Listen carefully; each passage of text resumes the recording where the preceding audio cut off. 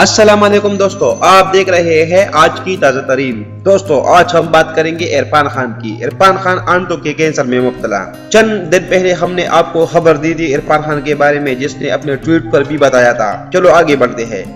नामवर बॉलीवुड अदाकार इरफान खान ने अपनी बीमारी जाहिर कर दी। इनका कहना है कि उन्हें न्यूरोएंडोक्राइन ट्यूमर नामी बीमारी हुई है। गुज़िश्ता हफ्ते अदाकार इरफान खान ने ट्विटर पर अपनी बीमारी की इत्तला देते हुए कहा था कि वो जानलेवा बीमारी में मुब्तला हो गए हैं। ताहम उन्होंने अपनी बीमारी से मुतालिक तफसीलात बताने से गुरेज किया था।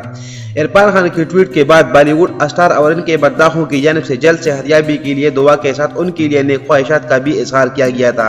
भारतीय मीडिया में ये अफवाह भी गर्दिश करने लगी कि इरफान खान दिमागी कैंसर में मुब्तला हो गए हैं और इलाज के लिए बैरूनी मुल्क चले गए हैं।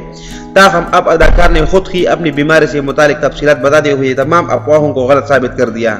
इरफान खान ने ट्वीट करते हुए अमरीकी मुसन्निफ और सहाफ़ी मार्गरेट मिचेल का मशहूर कवल लिखा, जिंदगी पर ऐसी कोई पाबंदी नहीं कि जो आप चाहे वही आपको मिले। इसके बाद उन्होंने अपनी बीमारी के मुतालिक बताया कि वो न्यूरोएंडोक्राइन ट्यूमर नामी बीमारी में मुब्तला हो गए हैं। इसके साथ ही उन्होंने कहा कि ये काफी मुश्किल बीमारी है और आमतौर पर सुनने में नहीं आती।